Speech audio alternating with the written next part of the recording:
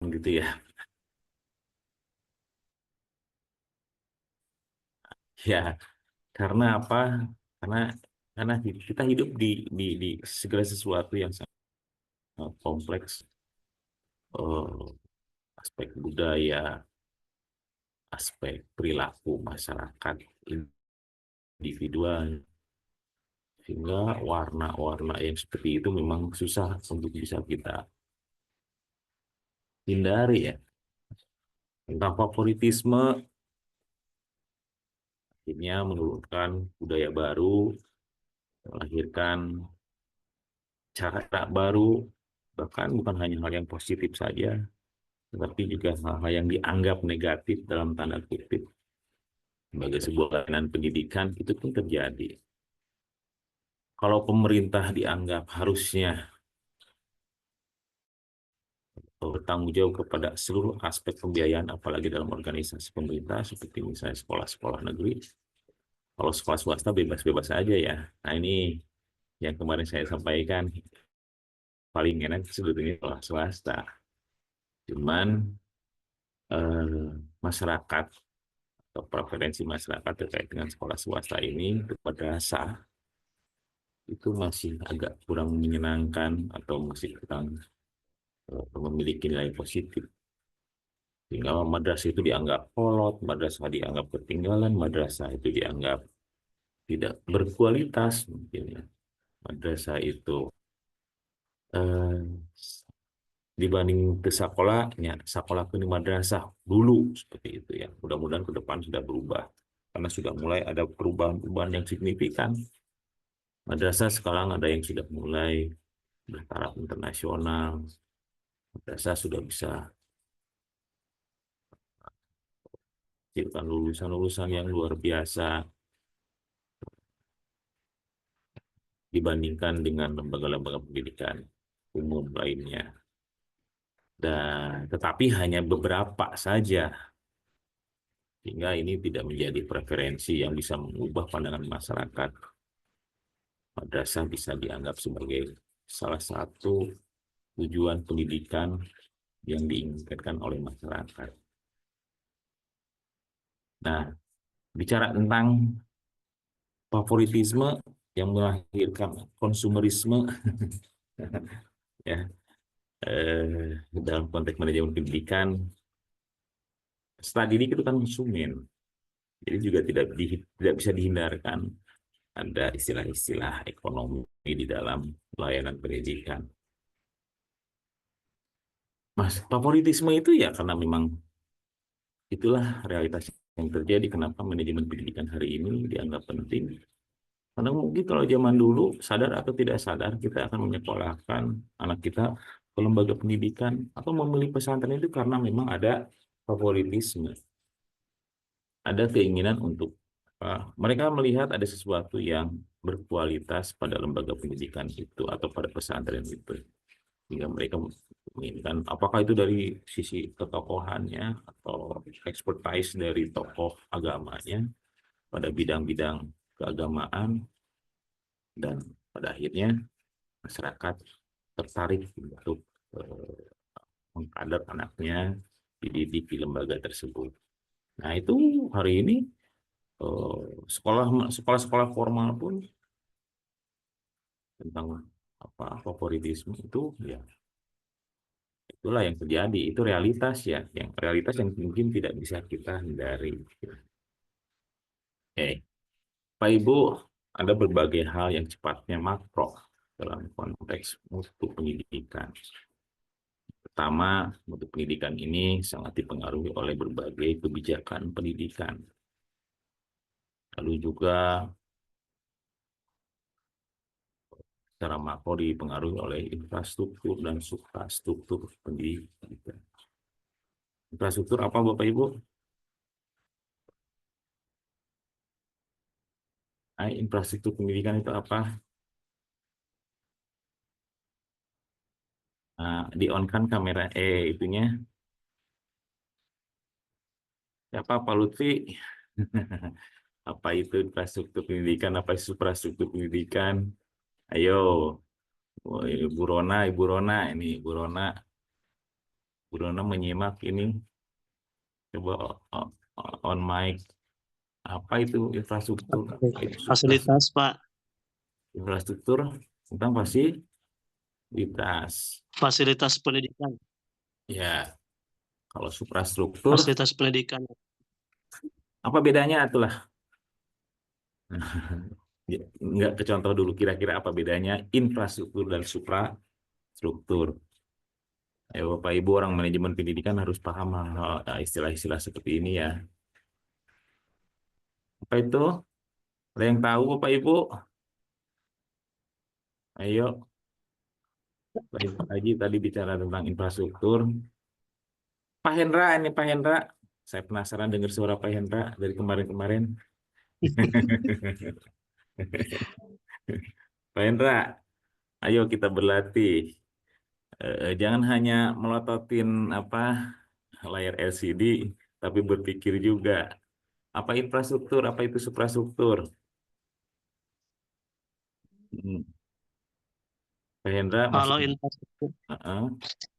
kalau infrastruktur Pak berkaitan dengan bangunan atau fisik. Kalau Ya, infrastruktur tuh. itu berkaitan dengan ide, sistem atau ya ideologi yang di bank, Iya itu. ruhnya, ruhnya. Ya keren, keren. Ya betul. Jadi dua hal yang berbeda, hanya yang satu materialistik, yang kedua non materialistik. Jadi bukan wujud ya. Infrastruktur itu lebih banyak ke hal yang tangible atau yang bisa diraba, dilihat, dirasakan secara fisik ya. Kalau suprastruktur itu sesuatu yang non material, ya seperti tadi yang disampaikan Pak Aji ya. Sistem pendidikan itu adalah suprastruktur. Aturan pendidikan itu adalah suprastruktur. Jadi bagaimana terkait dengan faktor-faktor makro ini, seperti misalnya budaya. Seperti Indonesia, suprastrukturnya tentu berbeda dari negara lain seperti yang saya kemarin coba perbandingkan ya. Kita tidak bisa mengikuti pola-pola karena perbedaan suprastruktur. Latar belakang masyarakat kita, warga kita, misalnya dari apa rata-rata mayoritas penduduk kita beragama Islam. Itu adalah ya suprastruktur.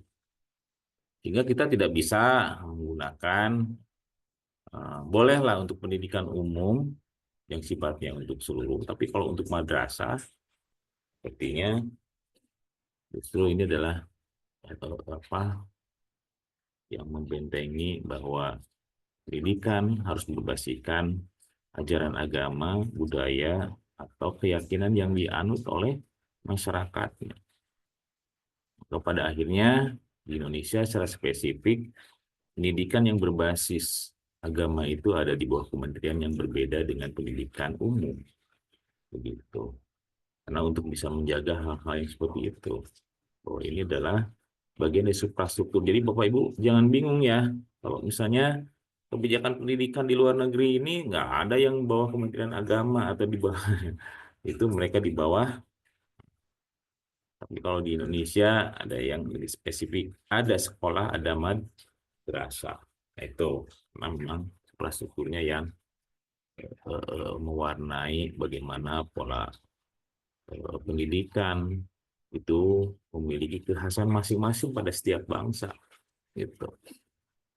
Tetapi kalau misalnya tentang ilmu pendidikan itu sendiri, baik tentang metode pembelajarannya, itu kita boleh menggunakan pola-pola, tetapi terkait dengan materinya, terkait dengan konteksnya, tetap saja harus kita yang mengembangkannya. Bukan mencaplok karena metodenya begini, maka materi dan konteksnya pun menggunakan dari luar bangsa kita. Itu Bapak Ibu. Indonesia kalau dengan Malaysia agak sedikit dekat ya, baik apa infrastruktur mau suprastrukturnya, maka kecocokannya sedikit lebih apa lebih dekat ya. Dulu Malaysia membutuhkan guru-guru dari Indonesia karena memang dilihat dari aspek infrastruktur dan suprastrukturnya ada kedekatan yang sangat sangat mirip. Berikutnya secara makro tentang mutu itu pun tentang penggunaan teknologi informasi, komunikasi, metode, strategi, dan pendekatan pendidikan yang mutakhir, sehingga proses mau belajar mengajar ini semakin lebih memberikan gambaran tentang kondisi-kondisi yang akan dihadapi oleh peserta didik di masa yang akan datang, Bapak Ibu. Jadi seharusnya terkait dengan teknologi informasi, guru itu harus lebih sigap lagi untuk terus belajar tentang penggunaan berbagai teknologi informasi. Dan guru itu menjadi contoh bagaimana teknologi informasi digunakan bagi murid-muridnya, sehingga mereka bisa mengaksesnya dan memanfaatkannya di masa yang akan datang, terutama pada kompetensi-kompetensi kerja misalnya. Jadi teknologi hari ini tidak bisa diabaikan, menjadi sesuatu yang sangat penting untuk bagaimana lulusan kita, lulusan lembaga pendidikan itu mampu beradaptasi dengan apa yang terjadi di masa yang akan datang. Lalu berikutnya ini tentang evaluasi pendidikan yang sangat ramai itu hari ini, tentang evaluasi pendidikan yang mikronya itu terkait dengan ujian nasional. Coba Bapak Ibu, saya pengen mendengar nih komentar-komentar Bapak Ibu terkait ujian nasional yang akan dihidupkan kembali, isunya seperti itu. Silahkan, ada yang mau menanggapi tentang ujian nasional. Ini penting sekali karena ini bagian dari satu model variabel yang berjalan pada sistem pendidikan kita tentang evaluasi pendidikan. Gimana Bapak Ibu? Ada yang mau komentar tentang ujian nasional? Ada sekian banyak ini. Saya berharap ada yang komentar. Silakan, Pak Ibu, Pak Asep Nurrahman, mangga. Di kelas kita ada pengawas pendidikan nggak?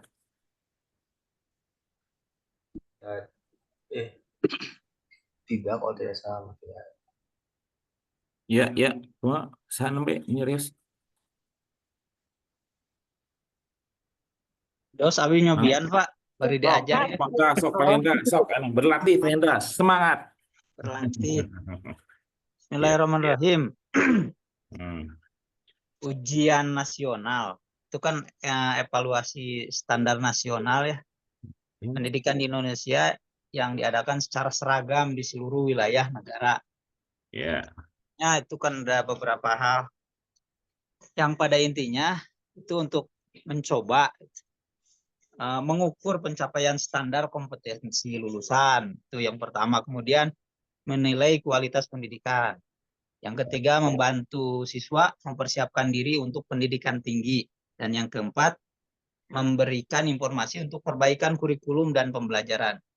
Namun mungkin kendalanya kemampuan setiap wilayah di Indonesia itu ya tidak bisa dipukul rata gitu. Kendalanya mungkin di sana. Tujuan diadakannya ujian nasional tentunya baik untuk mengukur gitu. Dari keberagaman kemampuan tiap wilayah itu ya seberapa bisa gitu dicapai standar kemampuan di setiap wilayah itu mungkin. Kemudian Bapak tahu nggak? Sedikit saya kasih tahu. Itu keberagaman kemampuan setiap wilayah pada kemampuan-kemampuan standar dari warganya itu ketahuan karena ada ujian nasional. Kalau nggak ada ujian nasional nggak ketahuan itu. Ya seperti itu. Jadi logikanya mungkin di kepala kita bahwa ada perbedaan-perbedaan atau keragaman kemampuan-kemampuan pada setiap wilayah. itu karena ada ujian nasional. Kalau tidak ada ujian nasional, itu tidak akan ada perbedaan kayaknya gitu ya. Coba Bapak Ibu pikirkan itu. Eh, Kira-kira gimana itu Pak Hendra sok teraskeun.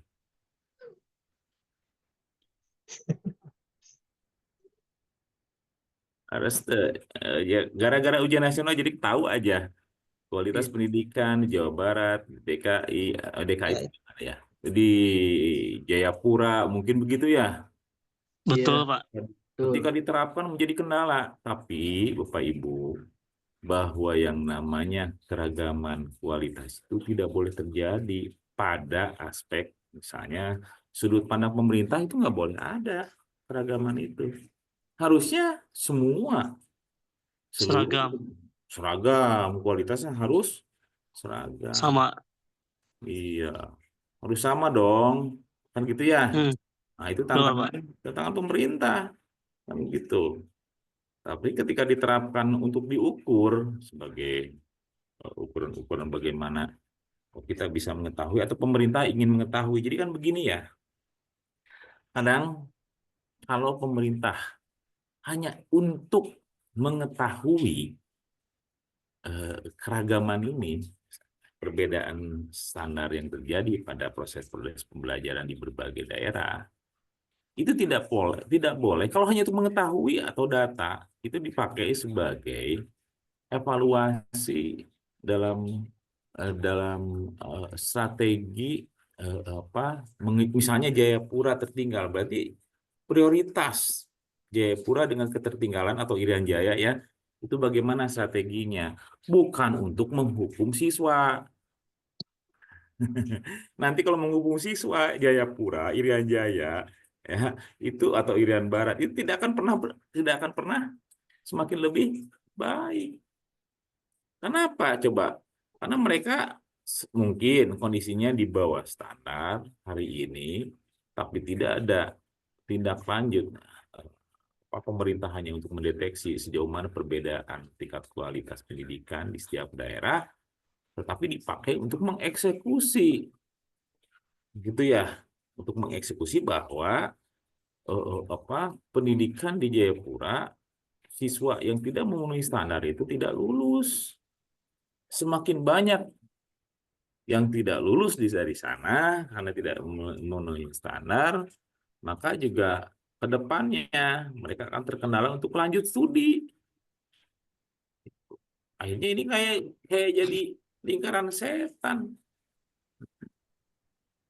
Kalau saya sendiri begini, ya terserah Bapak Ibu mungkin ya. Ujian nasional saya setuju dilaksanakan, tetapi bukan dipakai sebagai alat untuk mengeksekusi eh, apa eh, pada tingkat individual, tetapi hanya untuk sekedar pemerintah melakukan pengukuran atas implementasi dari peningkatan kualitas atau strategi peningkatan kualitas mutu pada setiap. Untuk apa? Untuk ditindaklanjuti dalam bentuk pengembangan strategi peningkatan mutu berikutnya. Prioritas apa yang harus disiapkan dan sebagainya. Begitu. Bukan dipakai untuk melakukan eksekusi terhadap siswa. Kenapa? Nah, mohon maaf, siswa itu sangat tergantung kualitas infrastrukturnya, gurunya, ya, lalu juga pembiayaan dari pemerintah atau dorongan. Itu kan gitu. Berarti kegagalan pemerintah bukan kegagalan siswa. Yang harus dilakukan adalah itu sebagai alat untuk melakukan evaluasi bagi pemerintah. Di mana titik yang harus diketahui, diidentifikasi dan apa yang harus dilakukan perbaikannya, bukan melakukan alat untuk melakukan eksekusi terhadap kemampuan siswa. Karena kemampuan siswa itu dipengaruhi oleh variabel-variabel yang banyak, termasuk juga peran pemerintah. Itu peran bupati, peran gubernur, bagaimana support system, bagaimana infrastruktur dikembangkan di setiap daerah tersebut. Kan gitu ya? Oh, oh. Kalau dulu kan, nah di kepala kita kan sepertinya UN itu untuk mengeksekusi dan itu menjadi ketakutan guru kan ya. Ketakutan guru, muridnya tidak lulus UN kan gitu ya. Seperti kasus-kasus yang lama sampai ada. Menghalalkan segala cara. Nah, Nah ini apa ketakutan-ketakutan ini seharusnya kalau misalnya nanti ke depan kalau ada kebijakan UN akan dilaksanakan, pemerintah harus melakukan sosialisasi. Tujuan dari ujian nasional itu apa? Kan gitu ya, gitu. Sehingga apa? Guru juga tidak reaktif. Karena apa? Karena pengalaman masa lalu terkait dengan ujian nasional itu seperti tentang akhirnya apa coba? Pertama, ada harga diri guru. Siswa yang tidak lulus itu adalah kualitas guru kan ya, Bapak Ibu. Betul nggak? Nah, Betul. ketika itu terjadi, guru itu seperti sedang apa ya? Sedang diadili gitu ya. Sedang diadili. Akhirnya apa? Takut dong guru. Setelah itu kebocoran soal ujian nasional. Siapa yang bocorkannya? Yang bocorkannya adalah orang-orang yang terkait Oknum. kepentingan-kepentingan bahwa saya sering Panas, sekali. panas. Kan kajian fikih juga kan Jadi gini, muncul gara-gara UN. iya.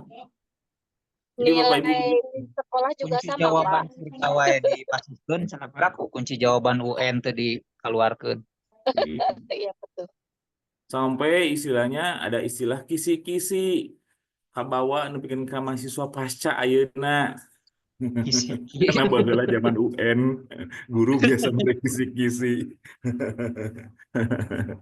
Ya, ini pelajari Menuntut ini. kisi-kisi. Kisi sambil open book. Saya suka masih ketawa itu ada mahasiswa Pak minta kisi-kisi alai korban UN baheula. Kayak gitu ya. Itu dia Bapak Ibu. Atau mungkin ada pandangan lain silakan Bapak Ibu. Pak Asep Nurrahman mangga mungkin ada pandangan lain terkait dengan UN ini. Menarik ini. Saya Pak mau mencoba. Mangga. Sok. Kalau misalkan UN itu hanya satu-satunya cara untuk mengukur anak, saya rasa tidak efektif sehingga akan menjadi hal yang menakutkan kembali tadi kaitannya dengan nilai diri seorang guru atau sebuah lembaga atau seorang pimpinan. Tetapi kalau misalkan satu dari banyak penilaian tentang siswa dan bukan nilai akhir dari segalanya, silahkan saja supaya bisa menentukan tadi pengalokasian mana nih wilayah mana yang perlu untuk bantuan, misalkan akibat dari jeleknya nilai itu karena sarana prasarana yang jelek gitu atau yang kurang. Nah, itu salah satu evaluasinya. Tadi satu daerah mengalami pemunduran nilai, misalkan nilainya kecil, berarti apa nih? Nah, itu jadi evaluasi kembali untuk meningkatkan tadi baik yang infrastruktur ataupun strukturnya gitu Pak. Tapi kalau misalkan seperti yang sudah pada akhirnya menghalalkan segala cara, UN itu jadi hal yang tidak baik, apalagi UN itu selama ini hanya mengukur dari segi kognitifnya saja, kan bagaimana afektif dan psikomotor, sehingga anak itu hanya dihukum dalam 1 hari. Tidak tahu yang pandai itu pada hari itu sedang sakit, sedangkan yang biasa-biasa saja misalkan kondisi hatinya, kondisi fisiknya mungkin sedang baik, jadi nilainya bisa jadi yang sehari-hari pandai lebih turun karena kondisi fisiknya jelek, sedangkan yang biasa-biasa saja misalkan lebih seperti itu Pak. Ya, itu mungkin Pak tanggapan saya salah satunya. Mohon Bu Aneng, itu kan itu curhat kan Bu Aneng. Bahwa kondisi yang lama itu, kondisi seperti itu, tidak fairnya aktivitas UN yang hanya diselenggarakan. Mungkin sehari dengan kondisi sementara kan betul juga bahwa hasil belajar itu juga dilihat pada aspek bukan kognitif saja, tapi juga ada afektif. Coba eta menilai afektif kan susah ya kalau tidak diangkakan begitu ya. Di judgementnya dengan angka gitu. Anak ini nilai pelajaran agamanya 90. Nilai agama itu hafalan agama nah gitunya perilakunya tidak tercermin gitu ya. Karena berbeda kognitif dengan afektifnya gitu. Kalau mengukur afektif ya harus diukur afektifnya. dengan kognitifnya gitu. Apalagi kalau pendidikan budi pekerti dan agama itu tidak bisa pengukuran menurut saya ya secara sempit seperti itu tadi. Jadi memang UN ini menurut saya kira-kira dalam sistem pendidikan kita UN yang dilaksanakan dalam evaluasi pendidikan itu seharusnya seperti apa? Coba. Mangga Pak Fikri. Pak Fikri ini serius mikir. Nih, menambahkan Pak. Nah, terus nyekelan gado gitu beri mikir. Jenggot. Ngemut Pak, ngemut. Oh, Mohon tadi. sih terkait dengan UN, ya sistem tadi setuju Aduh. dengan apa pendapat Bu Aneng, jangan sampai jadi standar kelulusan siswa hanya dalam 3 hari. Tadi bukan 1 hari ya Bu Aneng. UN nggak mungkin sehari 3 hari gitu ya. Koreksi Tapi 3 ya, hari. tapi kadang kita juga dilematis sebetulnya karena kenapa pemerintah mengadakan UN? Ya tadi untuk mengukur standar tiap daerah. Kemudian kadang kita juga sehari-hari yang dilematis oleh guru itu ketika penilaian harian dan penilaian akhir semester atau PTS, si nilainya itu kadang tinggi-tinggi gitu, nilainya itu besar-besar. Ketika di UN kan kok kenapa bisa kecil? Itu yang nggak logis gitu. Kalau sehari-hari dan PAS PTS-nya besar, secara logika otomatis UN juga harusnya besar. Tapi ketika di UN kan ujian nasional kenapa beda kecil gitu. Jadi guru Mental, juga Pak. ya, bisa mental, bisa juga Pak pemberian nilai itu nggak objektif kalau Dikatrol. menurut saya. Betul. Nilainya itu agak terlalu ya kalau menurut Kato terlalu tinggi lah gitu. Kalau zaman kita kan dulu nilai 5 itu kan di rapot masih sah-sah saja walaupun merah gitu. Iya, Tapi iya, sesuai dengan kemampuan kita itu sih Pak yang kadang jadi dilematik kalau menurut saya. iya, iya. Oke. Kada Cik, solusina kumaha cik, sok mangga Bapak Ibu emutan. Sebaiknya sebagai seorang manajer pendidikan, kira-kira solusinya apa? Coba Bapak Ibu kita diskusi, cari konklusinya. UN UN-nya tetap dilaksanakan, tetapi untuk menentukan kelulusan nilai diurut dari semester 1 sampai semester akhir. Nanti dipresentasikan mungkin Pak, dipresentasekan berapa nilai UN pengaruh kelulusannya terhadap kelulusan. Jadi tetap dipertimbangkan, tapi tidak mengabaikan nilai-nilai sebelumnya. Kemudian tetap untuk kelulusan itu ada di kebijakan kepala sekolah dan guru-guru yang menyatakan kelulusan itu layak untuk si A, si B, si C gitu Pak. Itu Pak. Ibu Aneng. Ada yang mau menyanggah atau mau menambahkan atau punya pikiran lain? Silakan Pak Ibu. Saya Pak menambah Pak. Boleh silakan.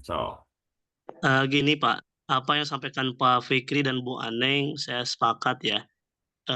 UN itu bukan bagian dari nilai prioritas ataupun standar kelulusan untuk melanjutkan ke jenjang yang lebih tinggi, begitu. Nah, saya lebih dari hal tersebut juga, saya memandang terkait tentang pola penilaian itu Pak, kriteria ketuntasan minimum, ya, baik itu di Kurtilas ataupun di kurikulum Merdeka sekarang. Kalau dulu kan kita menggunakan yang namanya hanya nilai rata-rata per kelas di sekelas itu kan. Nah, artinya sebagaimana yang disampaikan Pak Fikri sangat betul sekali, Pak. Sekarang ini seolah-olah ada legalisasi manipulasi lah ya. Seolah-olah kebohongan yang dilegalkan secara publik. Contoh, tatkala nilai yang sesungguhnya anak itu kan mungkin sangat jauh dari batas minimum yang ada begitu. Nah, karena ada nilai batas minimum atau KKM seolah-olah anak itu dikatrol atau ada nilai syafaat ya begitu.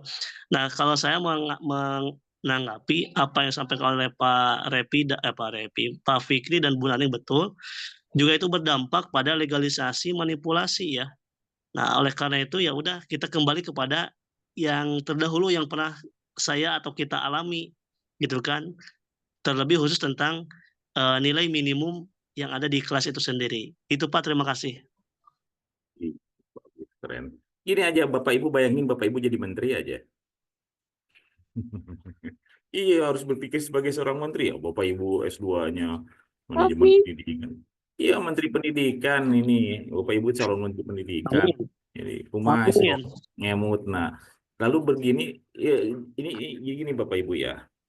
Eh, coba Bapak Ibu bayangkan, saya ngajak Bapak Ibu bayangkan, Bapak Ibu sebagai seorang menteri, ya, melihat kondisi pendidikan kita hari ini. Artinya, Bapak Ibu ada kewenangan mengembangkan sistem ini.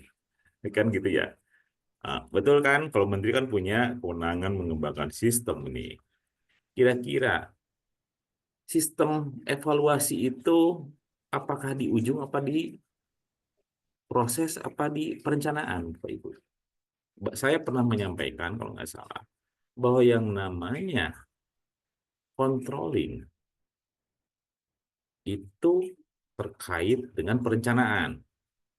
Bahkan pengawasan atau evaluasi pun bukan hanya dilakukan di ujung, melakukan evaluasi terhadap perencanaan, melakukan evaluasi terhadap pelaksanaan, gitu ya, melakukan evaluasi terhadap pengorganisasian. Itu berpikir sistem.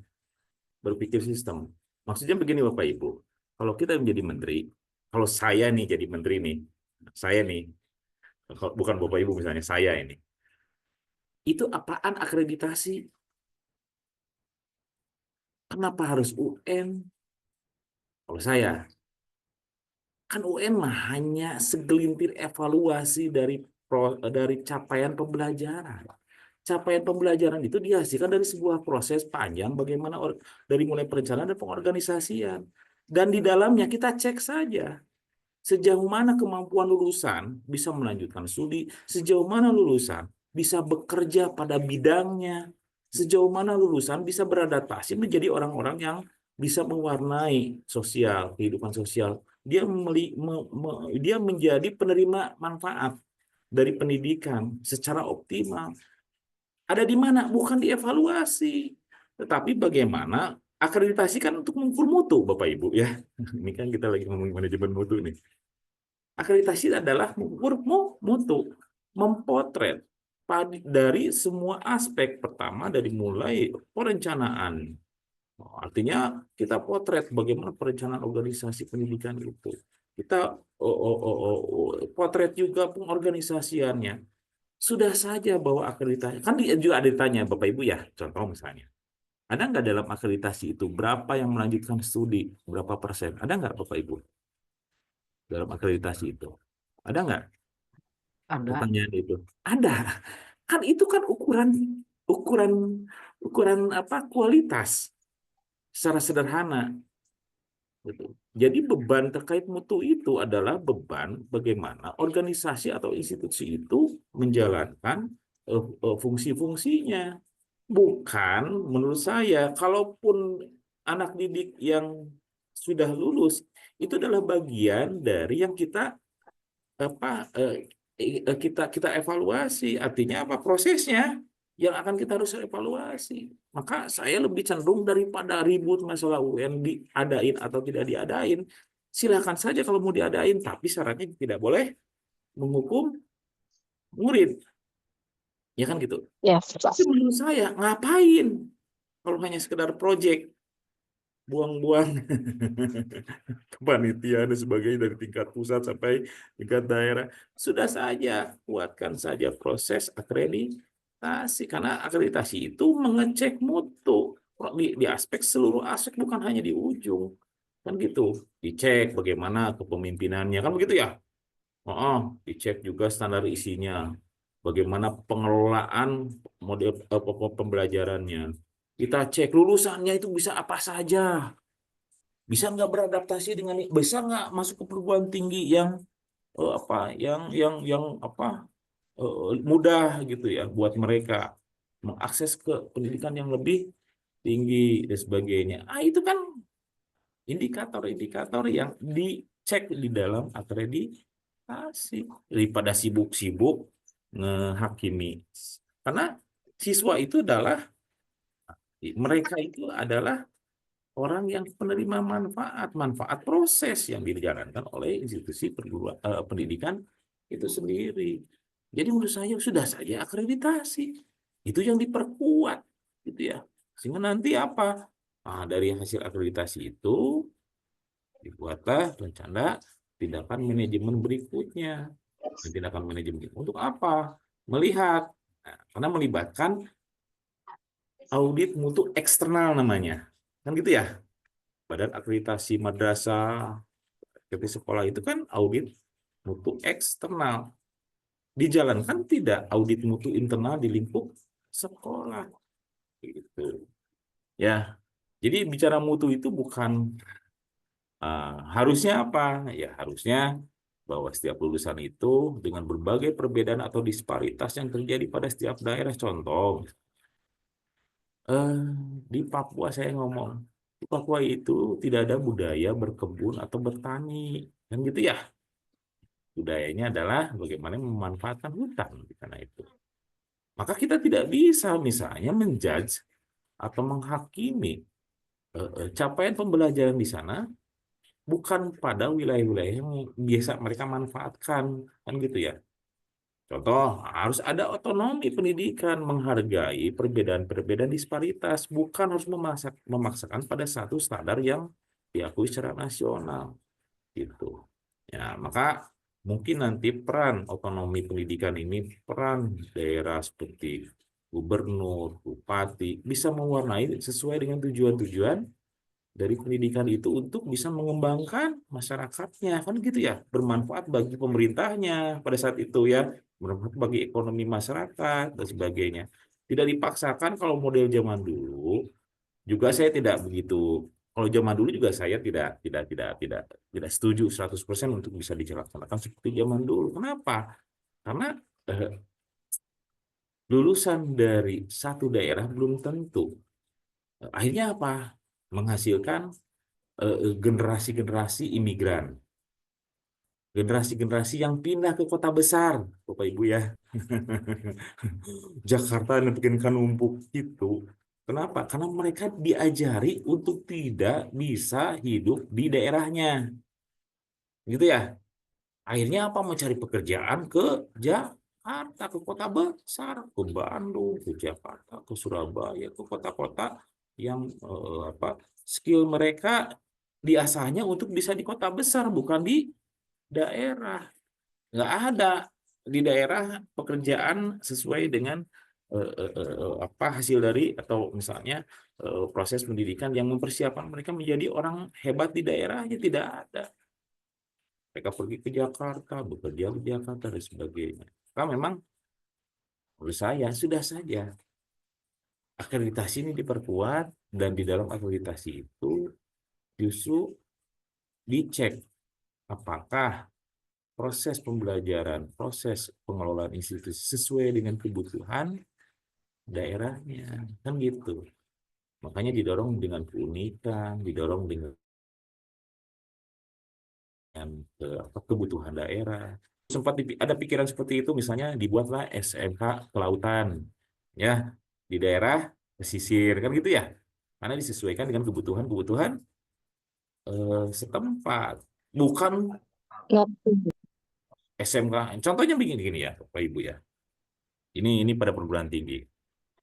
IPB, nah ini konteks lama ya. Institut Pertanian Bogor. Bapak Ibu tahu IPB itu apakah melahirkan para petani-petani hebat?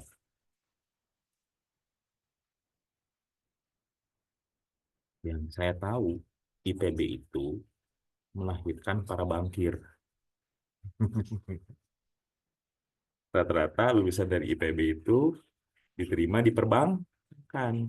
Kan lucu. Lucu kan? Nah, mereka orang-orang daerah yang kuliah di IPB malah pergi ke Jakarta, pergi ke daerah-daerah yang kota besar. Untuk apa? Untuk bisa memanfaatkan keluarnya, bukan menjadi petani, tapi malah menjadi orang-orang yang diperbankan, kan gitu. Karena itu zaman dulu nih, ini produk zaman dulu begitu kan ya. Bahkan juga sama di perguruan tinggi agama Islam juga, saya juga kemarin sudah mulai spill sedikit. Tiba-tiba jadi guru informatika, guru komputer, kan gitu. Ya, itu nyala rambung. Nah, itu kan harus dicek di dalam akreditasi itu. Kesesuaian atau linearitas dari lulusan dengan bidang kerja yang mereka tempuh. Nah, itu kan dicek. Kalau itu ada masalah, berarti kan proses pembelajarannya tidak optimal. Kan begitu. Proses desainnya, perencanaannya, pengorganisasiannya, dan sebagainya. Maka menurut saya lebih baik bahwa evaluasi pendidikan itu memperkuat aktivitas audit mutu eksternal atau misalnya yaitu tadi akreditasi itu dicek gimana prosesnya itu ya. Dicek sejauh mana lulusan ini bisa melanjutkan studi, bahkan lulusan kan dicek kan, lulusan itu kan diwawancara ya, pengguna lulusan juga diwawancara kan gitu ya, bagus nggak kerjanya nih, nyambung nggak dengan bidang keilmuannya nih kan gitu ya. Nah, sampai sejauh itu bukan ketakutan guru akhirnya seperti tadi katrol nilai dan sebagainya. Saya kira nggak akan terjadi gitu ya. Nah, lebih kepada strategi fokus pada peningkatan proses pengelolaan manajemen pendidikan. Maka yang lain ada masukan-masukan lain atau ide-ide lain tentang mutu ini, prosesnya yang bisa kita diskusikan. Ini kebetulan saja saya selewatan tadi ada reels di Instagram isu tentang ujian nasional akan dihidupkan kembali. Saya lagi mikir lagi, kayaknya senang juga nih untuk kita bisa diskusikan bersama. Pak Hendra jadi Menteri Pendidikan, kumaha Pak Hendra ya, halusna ya, gitu kan. Pak Lutfi kumaha ya, saya nanya Bu Sipa ya. Bagusnya gimana nih mutu ini nih, gitu ya. Bu Siti oke sok. Ada ide lain untuk mutu ini?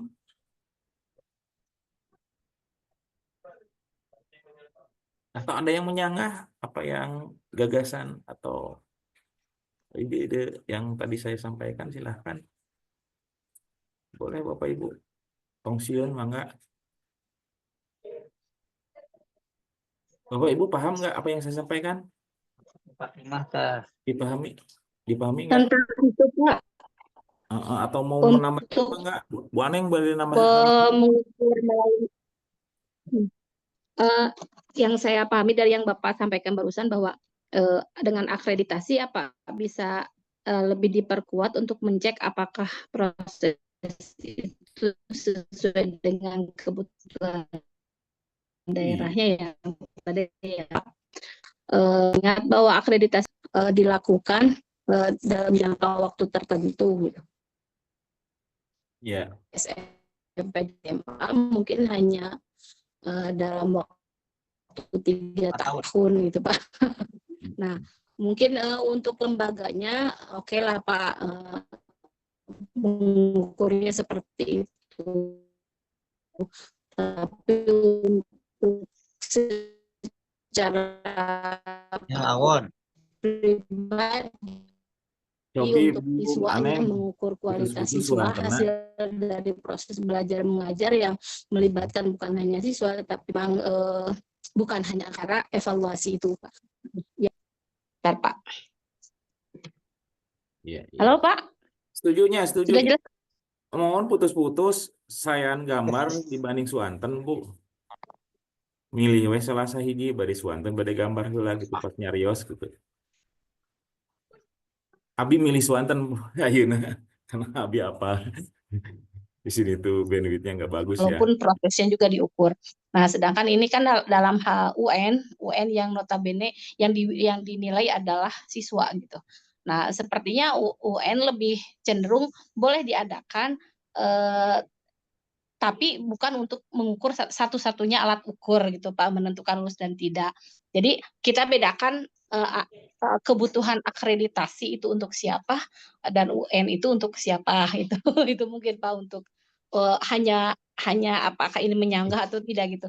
Yang saya pahami di Bapak tidak usah ada UN, tapi adakan saja akreditasi sebagai penilaian evaluasi apa evaluasi Kualitasnya diperbaiki aja, mau diperbaiki. Oh, ya. diperbaiki semakin lebih bagus. Jadi kayak gini Bapak Ibu ya, kayak model begini. Kalau masyarakat menuntut keadilan, gitu ya. Lalu pemerintah mengangkat seorang hakim untuk bisa menyelesaikan sengketa di antara masyarakat, gitu ya. Kira-kira nih, apa yang sebetulnya dibutuhkan untuk tujuan menegakkan keadilan? Apakah misalnya, apakah yang dibutuhkan adalah keputusan atau siapa di balik yang mengambil keputusan itu? Kan gitu. Karena keputusan itu produk proses. Kalau menurut saya, yang paling penting adalah integritas hakimnya, pengetahuan hakimnya, pengelolaan lembaga peradilannya. Itu yang lebih penting menurut saya. Kalau itu sudah dilakukan, maka outcome-nya dan output-nya akan baik. Jadi gini, daripada kita ngejar-ngejar di ujung bahwa lulusan ini memenuhi standar tertentu, ya sudah saja lembaga peradilannya memilih para hakim atau kalau sekolah memilih para guru-guru yang punya integritas, kan gitu ya. Mereka profesional, kompeten gitu ya. Nah, menurut saya lebih cenderung itu bisa menyelesaikan apa ya, dampak-dampak yang karena kita kesusu atau tergesa-gesa untuk menilai sampai sejauh mana capaian pembelajaran siswa. Yang menilainya siapa? Kan guru. Gurunya yang harus bagus dong. Kalau tadi bilang subjektif, objektif, ya gurunya harus objektif, gurunya harus punya integritas, gurunya harus memenuhi kemampuan-kemampuan tadi. Kan gitu. Dan itu adalah tugas siapa? Sekolahnya. Kita cek gimana kepemimpinan sekolahnya, bagaimana sistem yang berjalan di sekolahnya. Kan gitu ya. Bagaimana pengorganisasian sekolahnya, bagaimana menangani proses pembelajarannya, kan begitu. Lalu kita ukur hasil dari output pembelajarannya itu kemampuan-kemampuan apa saja yang bisa mereka ternyata beradaptasi dengan ketika mereka sudah alumni atau lulus tracer study, kan ada di dalam akreditasi itu. Kita cek dan sebagainya, betul atau tidak. Kan seperti itu. Itu salah satunya ya. Jadi sebetulnya instrumennya sudah ada Bapak Ibu ya dalam sistem pendidikan nasional kita. Instrumennya sudah ada. Cuma kadang-kadang kita memilih hal-hal yang receh dan remeh. Yang sebenarnya itu adalah bagian dari instrumen besarnya. Udah aja instrumen besarnya yang diperkuat. Pilih satu daripada ngayakeun UN, sudah saja sistem akreditasi itu yang kita perbaiki begitu. Lalu persiapan sekolah itu untuk bisa mengikuti pola sistem seperti itu supaya mereka itu memastikan prosesnya itu sesuai dengan mutu, sesuai dengan standar minimum ya. Nah, pemerintah secara infrastruktur menyampaikan bahwa ini sistem akreditasi, ini sistem penilaian. Silakan sekolah untuk bisa beradaptasi dengan pola-pola seperti itu dan mereka mempertanggungjawabkan bagaimana mengusahakan secara optimal bertanggung jawab terhadap output yang mereka hasilkan. Itu otonomi namanya itu, otonomi pendidikan. Tetapi tidak otonomi yang sebebas-bebasnya, otonomi yang terukur. Diukurnya melalui aktivitas akreditasi gitu. Menurut saya ya. Itu salah satu misalnya tentang evaluasi pendidikan di lembaga di negara kita. Gitu Bapak Ibu. Ya. Berikutnya apalagi nih? Nah, tentang biaya pendidikan yang memadai katanya. Ini faktor mutu nih. Ini harus dipikirkan Bapak Ibu. Kalau Bapak Ibu jadi menteri, ya, biaya pendidikan itu harus memadai. Di mana? Ya harus berjuang dengan berbagai peluang-peluang yang ada di kesempatan-kesempatan yang ada. Bapak Ibu Menteri atau pengelola lembaga pendidikan kreatif, lalu juga kolaboratif dengan berbagai pihak. Untuk apa? Untuk memastikan bahwa biaya pendidikan itu memadai dan bisa terpenuhi untuk tujuan-tujuan optimalisasi dari proses output dan outcome. Nah, ini berikutnya nih manajemen sumber daya pendidikan yang dilaksanakan secara profesional tuh Bapak Ibu ya. Ini daripada hanya kita bicara tentang evaluasi, evaluasi itu adalah bagian dari manajemen. Yang Bapak Ibu juga udah belajar kan fungsi manajemen, planning, organizing, directing, dan controlling atau evaluasi. Itu dilakukan sebagai sebuah cara mengelola lembaga pendidikan atau mengelola sumber daya pendidikan. Apa saja itu sumber daya pendidikan? Kemarin kita sudah belajar Bapak Ibu, udah belajar kan dengan saya ya? Tentang apa itu sumber daya pendidikan? Halo? Kemarin kan sudah belajar MSDP ya? Haji? Ya sudah, Pak. No, naon cik sok. MSDP. Sumber daya pendidikan apa saja? Yang 7M. Yang Begitu. material, metode yang itu Pak. Iya, yang kurikulum 7M. yang baik. Ya. Nah, jadi ukur itu melalui akreditasi, itu ya. Lalu pendidik yang terlatih, pengetahuan, berpengalaman, dan profesional. Ini faktor-faktor mutu yang dipilihkan dalam sistem secara makro ya, secara makro Bapak Ibu. Oke, ada yang bicara tentang indikator mutu. Indikator mutu ini beberapa pakar menyampaikan, pertama, sekolah mutu itu dikasih indikator kan. Pertama, punya nilai-nilai moral atau karakter yang tinggi. Semua ya, bukan hanya siswanya saja, tapi semua ekosistemnya memperlihatkan moral dan karakter yang. Lalu juga hasil ujian yang sangat baik. Ya. Hasil ujian melalui proses yang baik juga, gitu ya. Yaitu proses pembelajaran yang baik, penilaian yang objektif, kan gitu ya. Lalu juga ada dukungan orang tua atau dunia usaha dan masyarakat. Ini menurut Salis, kemarin kan begitu ya. Punya sumber daya yang berlimpah. Tidak kekurangan sumber daya, Bapak Ibu. Itu salah satu indikator buku yang ada. Lalu juga mengimplementasikan teknologi baru. Itu menurut Salis. Punya kepemimpinan yang kuat dan memiliki tujuan atau vision. Dia mampu melihat ke depan jauh. Vision bahkan menembus bukan hanya visi yang hanya bisa terlihat dengan kemampuan mata, tetapi usaha jauh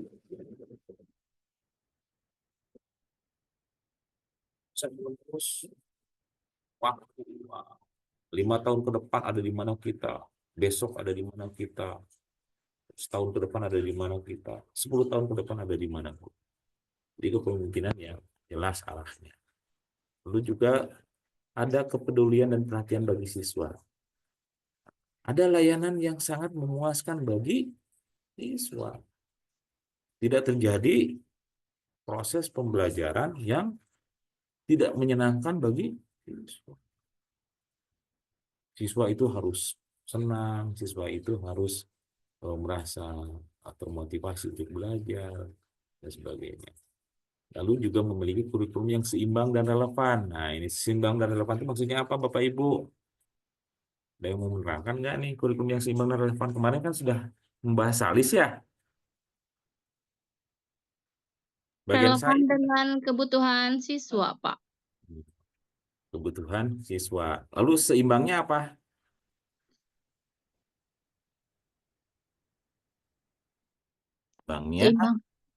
Seimbangnya apa? Kalau relevan itu kan kalau seimbangnya apa? Seimbangnya Yang itu tiga dari aspek itu, Pak. ya.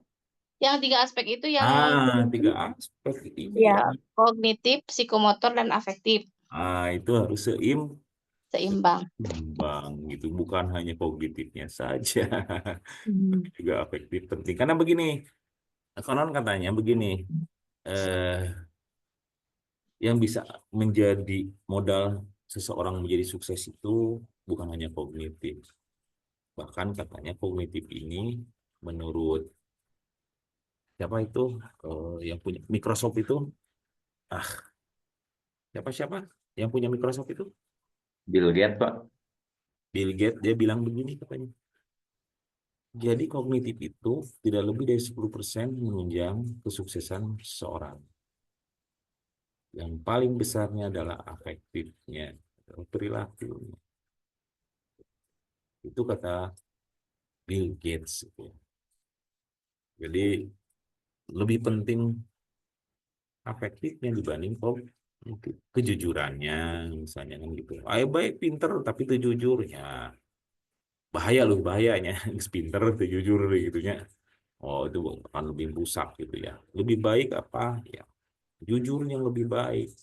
Pinter tuh bisa ngitung, bere kalkulator atau bere komputer yang bisa membantu menghitung. Insya Allah akan lebih akurat, karena kalau dia pinter, hasil dari penghitungannya bahkan direkayasa. Nah, tidak jujur, itu lebih bahaya lagi. Dan yang begitu, ya. Jadi seimbang dan relevan dari kompetensi dan kebutuhan masa depan mereka, gitu ya. Nah, ini ada menurut Taylor West. Taylor West ini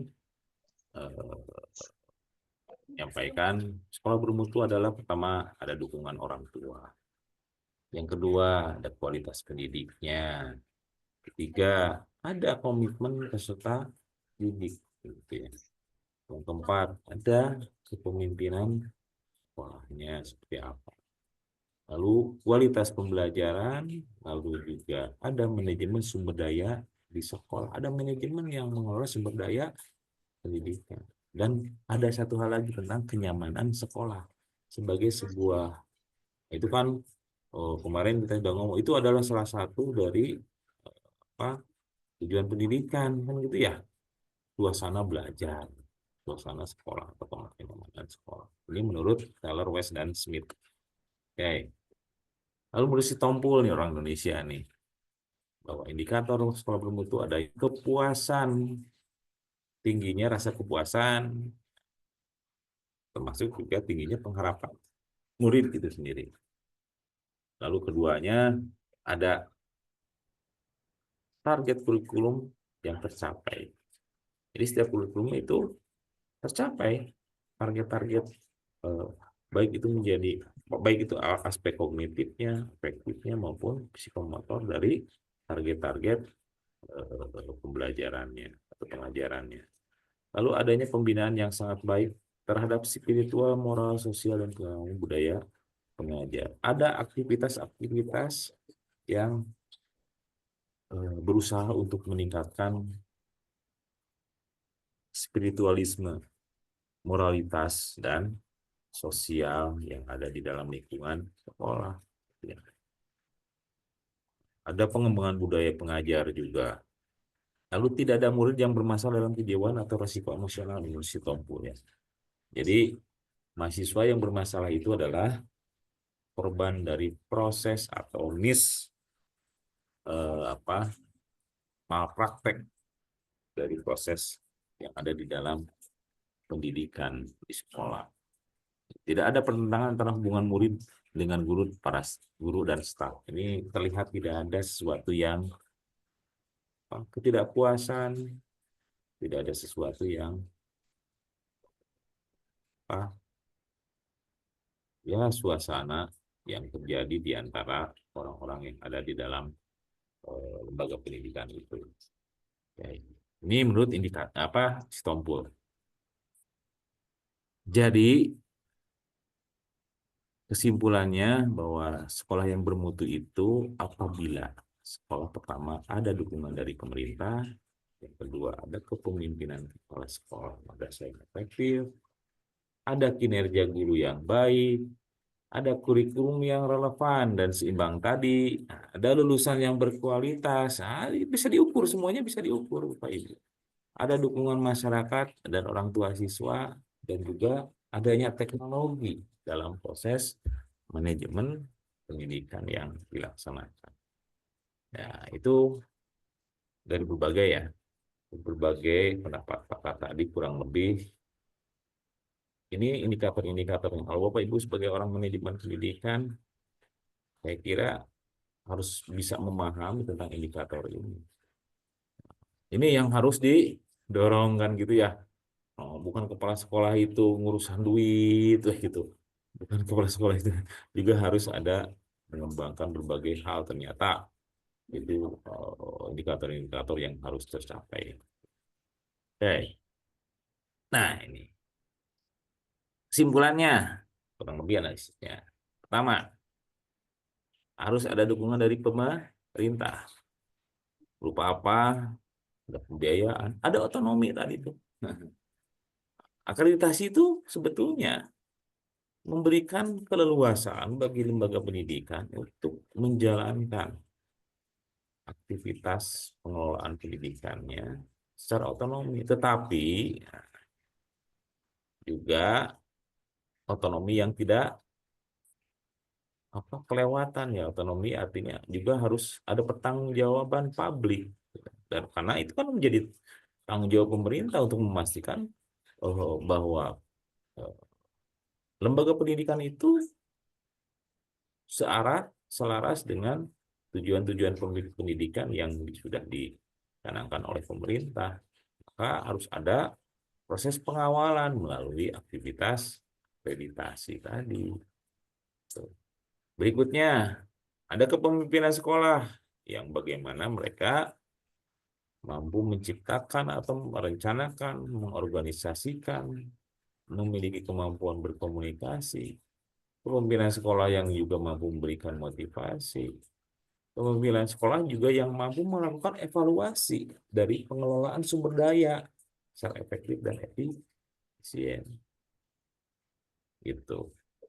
Kalau ini kepemimpinan sekolah yang bisa memahami aspek-aspek ini, saya kira akan sangat lebih luar biasa bagi proses pengelolaan lembaga pendidikan di Indonesia. Cek aja oleh pemerintah sejauh mana kapasitas, proses, dan pelaksanaan yang dilakukan oleh pembimbing kepala sekolah ini melalui akreditasi.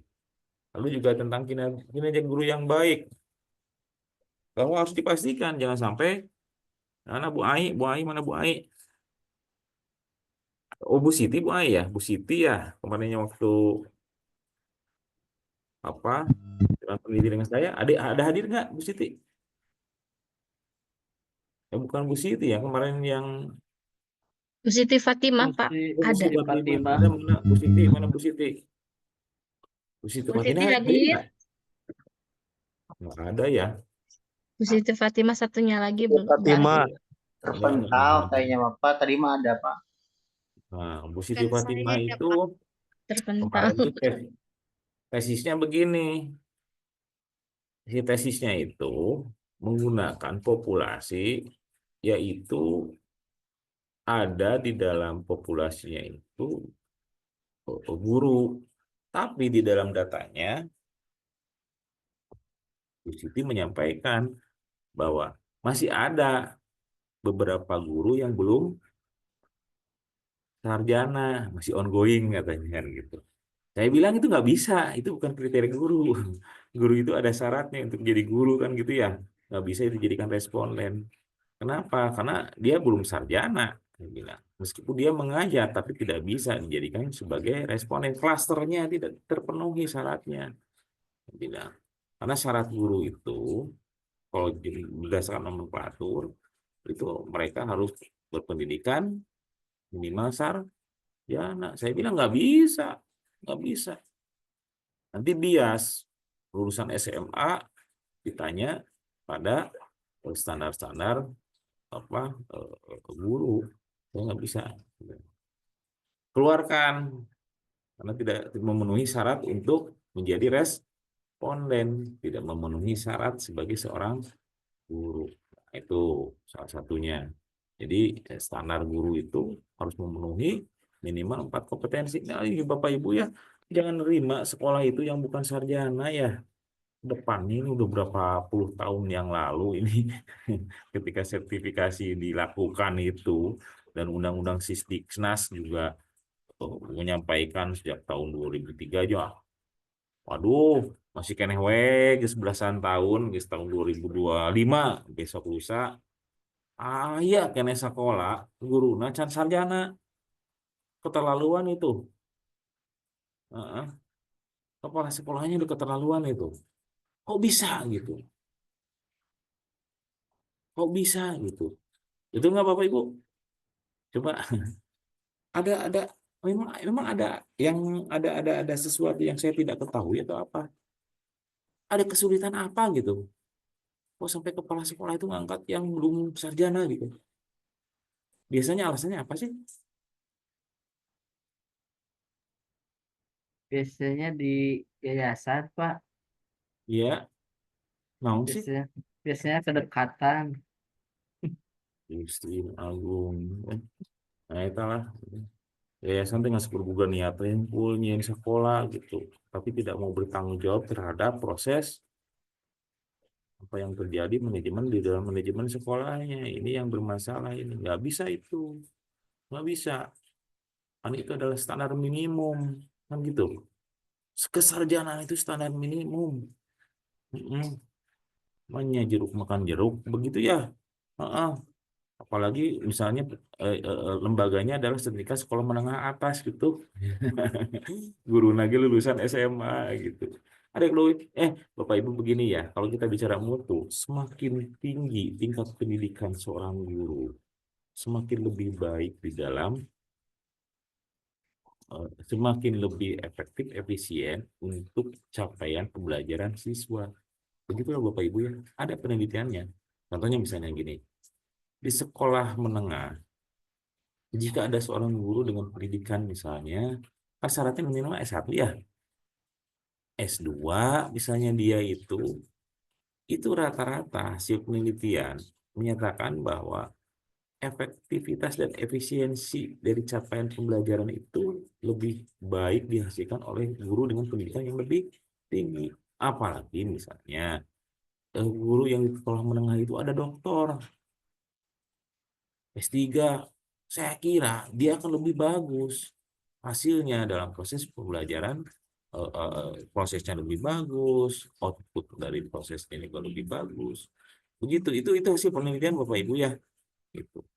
Maka kalau kita sebagai seorang manajer pendidikan, kita harus mendorong guru itu misalnya terus belajar lebih baik, meskipun kita tidak mendorong misalnya pada tingkat pendidikan formal, tapi berikan pelatihan-pelatihan ya, metode-metode yang baru terkait dengan proses kompetensi mereka sebagai seorang guru, itu akan semakin lebih bagus bagi output pendidikan kita, bagi kualitas dari pendidikan yang diselenggarakan. Iya masih kena ayah lulusan sekolah menengah atas diajarna ku lulusan sama jeruk makan jeruk atau kalau tujuannya adalah meningkatkan kualitas dari hasil proses pembelajaran, kok gitu ya, kok gurunya tidak lebih baik daripada tingkat pendidikannya daripada, maksud juga di pengelolaan pendidikan itu pemimpin itu harus memiliki tingkat pendidikan yang lebih tinggi dibanding anak buahnya, itu lebih bagus gitu ya, daripada tidak lebih tinggi. Nah, lalu juga ini 4 kompetensi apa tadi Bu, Bapak Ibu, ini dia guru itu? Pedagogik, profesional, Pribadian, sosial. kepribadian dan sosial. Ya. Coba tanya ke teman atau ke kolega di sekolah, ada yang masih belum hafal dengan 4 kompetensi tadi? Ada nggak? Ya saya jangan-jangan ya ada kepala sekolah yang tidak ngerti ini gitu. Ditanya, apa coba 4 kompetensi guru kan gitu ya. Kepala sekolahna teu nyaho. Pedagogi itu apa? Ada Bapak Ibu yang tidak tahu pedagogi itu apa? Mau ngakunya ditanya namanya. Tapi kalau jadi seorang manajer pendidikan harus paham apa itu kompetensi pedagogik ya. Kemampuan melakukan perencanaan sampai melakukan evaluasi. Pelajaran. Ada efektifnya juga sama ke kompetensi kepribadian Tadi. dan sebagainya ya. Kayak kompetensi sosial gurunya. Guru itu tidak profesional kalau dia tidak memenuhi knowledge-nya atau pedagogiknya. Dia tidak pernah belajar untuk menjadi seorang guru. Dia tidak pernah belajar bagaimana melakukan perencanaan pembelajaran. Dia tidak pernah belajar. Makanya untuk menjadi guru itu salah satu standar yang penting juga adalah guru yang dihasilkan dari lembaga pendidikan guru. Itu ya. Harapannya apa? Mereka kan ada pernah, kalau misalnya sarjana kan pernah mengikuti mata kuliah apa pedagogik itu, dari mulai bagaimana menerapkan metode pembelajaran, mulai merencanakan pembelajaran sampai melakukan evaluasi pembelajaran, bahkan guru belajar tentang bagaimana melakukan pengembangan kurikulum dan sebagainya, tahu persis. Tapi kalau dari kesarjanaan yang bukan di pendidikan, maka mereka pedagogiknya tidak tahu bagaimana etika menjadi guru, juga mereka kan tidak belajar tentang hal-hal yang terkait dengan keguruan kan gitu ya. Kan mereka dulu itu kan, kalau dulu itu karena mereka kalau di luar dari lembaga pendidikan, dari perguruan tinggi pendidikan, ada yang namanya akta 4 ya, Bapak Ibu masih ingat? Yang dia memakai akta 4. Gitu ya. Biasanya akta 4 itu otomatis kalau misalnya dia program studinya tentang keguruan atau pendidikan akan dapat akta 4 ya. Tapi kalau yang lintas, dia misalnya orang teknik mau ngajar nih, nah dia harus ngikutin akta 4. Materi mata kuliahnya itu pedagogi gitu. Hanya beberapa mata kuliah yang harus tempuh untuk bisa memenuhi akta 4 pedagogi gitu. Ya, mata kuliah untuk kompetensi pedagogiknya. Tuh. Lalu juga, nah ini bicara kurikulum relevan tujuan pendidikan. Ya. Lalu juga ada budaya dan perkembangan zaman. Kurikulum yang relevan itu yang tadi disampaikan tuh ya, sesuai dengan relevansi, baik dengan budaya, baik dengan zaman, baik dengan keadaan-keadaan yang akan terjadi masa yang akan datang, untuk modal, untuk kemampuan adaptasi dan bisa resiliensi atau bisa bertahan pada perubahan-perubahan di masa yang akan datang. Ya, sampai kurikulum sederhananya gini ya, kalau saya di perguruan tinggi, jangan sampai kurikulum itu kita ajarkan, kalau kesarjanaan itu kan mereka menempuh 4 tahun nih. Hasil di semester pertama, tingkat 1 diajarkan terkait dengan satu materi. Misalnya tentang teknologi komputer. 4 tahun dong berjalan mereka jadi sarjana. Kalau misalnya 4 tahun yang lalu mereka diajarin misalnya menggunakan Microsoft Windows versi 10 misalnya ya. Tiba-tiba setelah mereka selesai 4 tahun berikutnya, mereka lulus dong.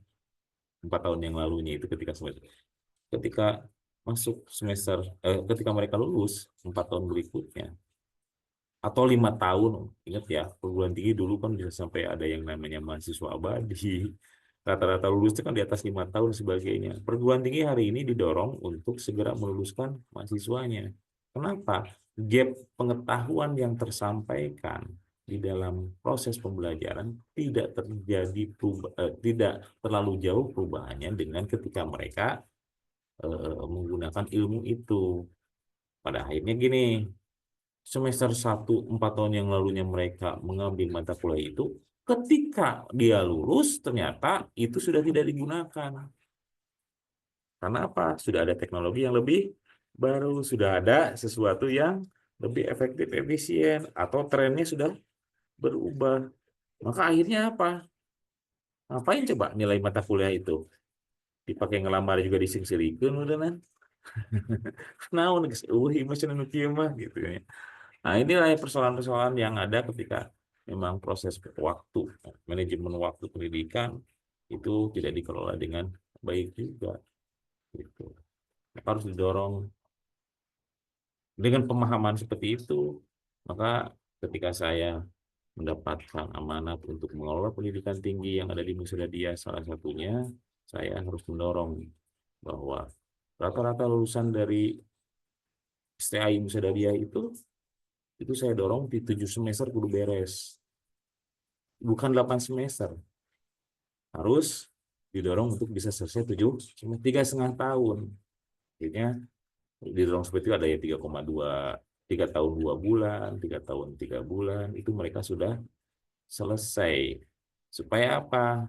Apa yang mereka dapatkan selama pembelajaran, itu gapnya tidak terlalu jauh dengan apa yang mereka hadapi dalam dunia realitasnya ketika mereka berkiprah di masyarakat. Yang kedua, mereka itu akan lebih mendapatkan peluangnya lebih baik. Kenapa? Kalau kita tanya begini, ketika mereka di wisuda, teman seangkatannya di SMA itu boro-boro skripsi, acan skripsi, oke, UPNG acan.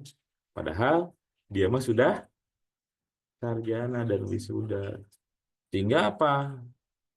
Sehingga eh, mereka bisa berkarir lebih cepat dibanding angkatannya, kan gitu ya. Ya kalau misalnya mereka menjadi ASN, melamar, dibuka, dan keterima, merenan dia mah sudah setahun bekerja kan gitu ya, gajinya sudah full gitu ya, sudah adum non, adum istilahnya sudah begitu ya. Sebenarnya temannya baru di wisuda kan gitu ya. Sehingga apa harapannya mereka bisa berkarir dengan cepat, mereka segera memanfaatkan yang saya bilang tadi. Jangan sampai apa opportunity cost terlalu banyak yang hilang, ya. Kehilangan kesempatan kan gitu ya. Waktu, makanya saya memasukkan apa, konsep manajemen waktu itu begitu penting. Kenapa? Ya, manusia yang sangat terbatas itu adalah waktu.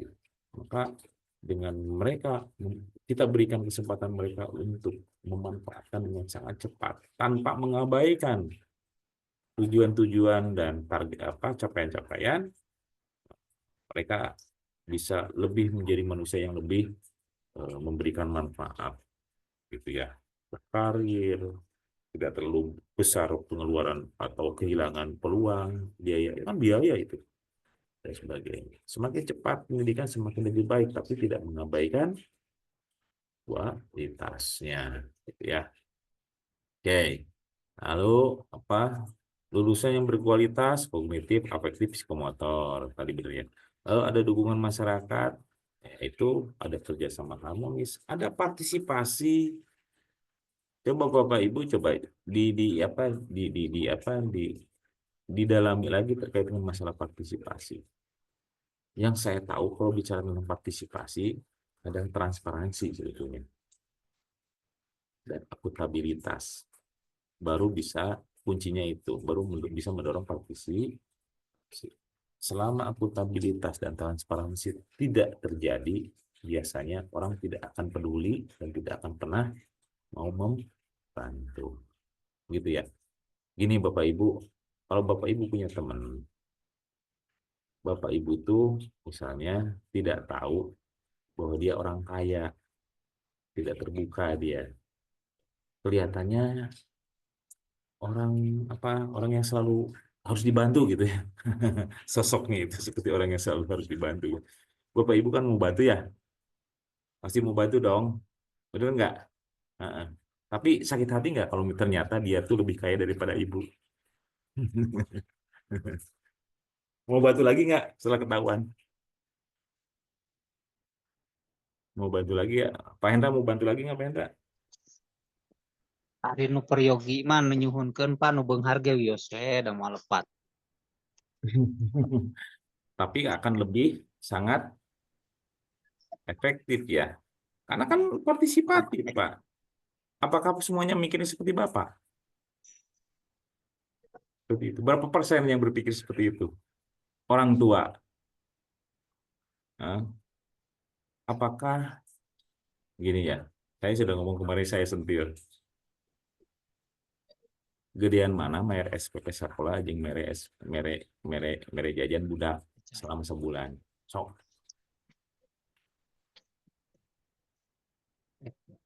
Jajan lebih besar, Pak.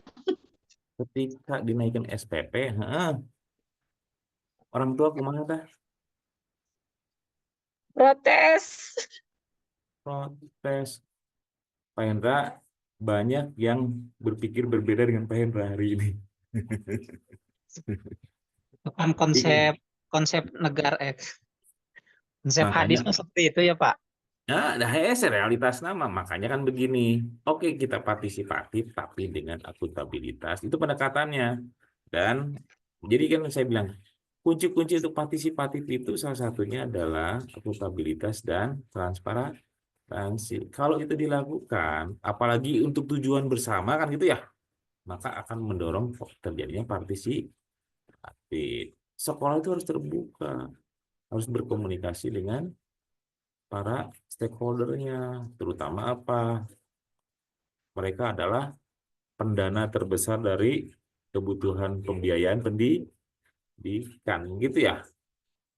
Maka harus kuncinya, maka dalam itu gimana sih sebetulnya untuk bisa mengembangkan partisipatif? Kalau perlu Bapak Ibu melakukan penelitian tentang partisipatif, ya, penelitian tentang partisipatif.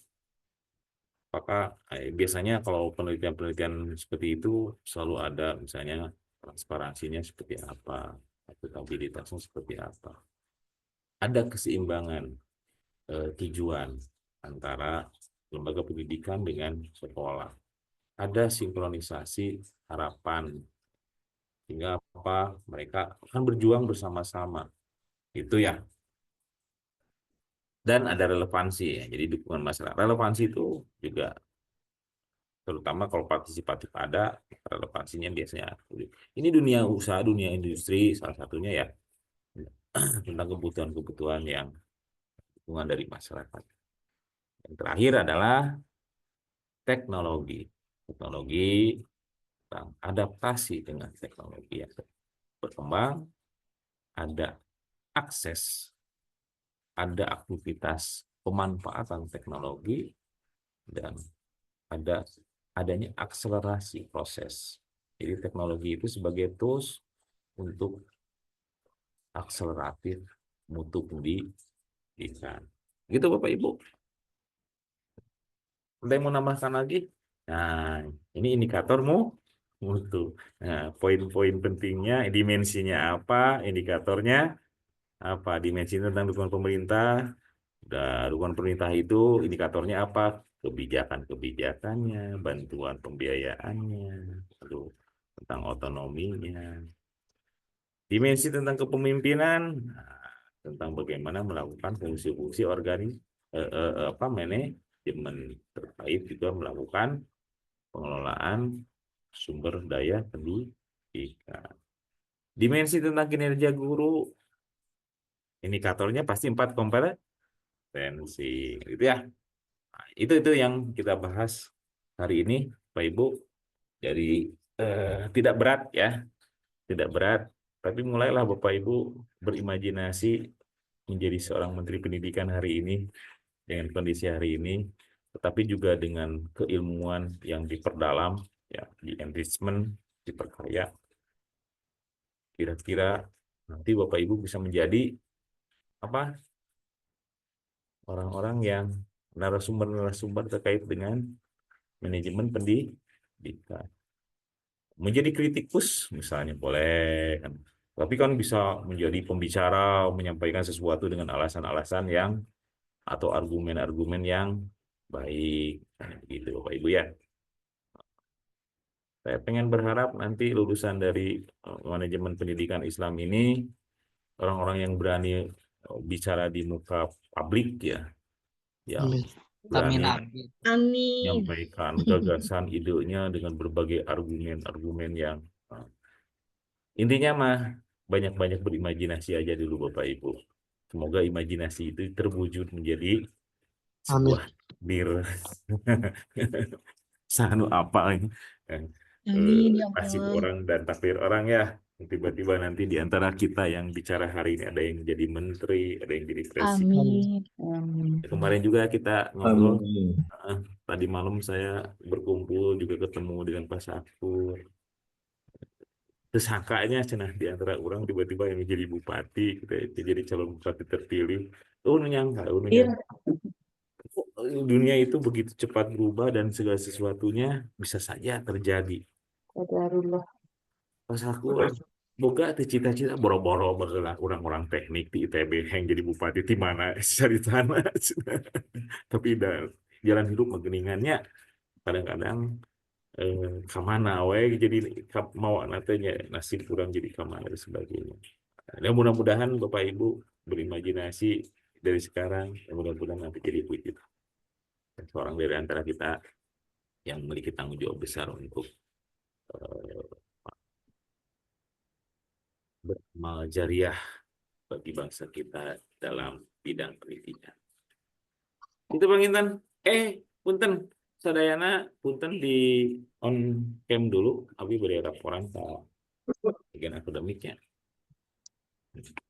Atau Pak Haji no laporan tiasa tuh Mohon Pak, kami Pak. Mohon. di Pak itu Repi, SS Pak Repi. Mangga. Abi kecan iya itu. Pak Lutfi, mangga Pak Lutfi, Pak Repi.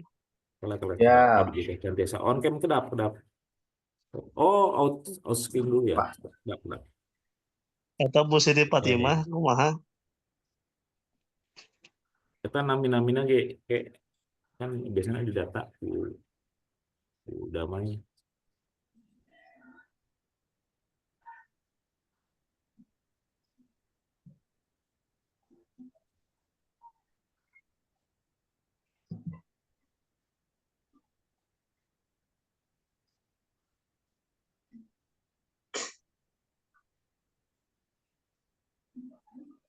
Pas Pak Repi,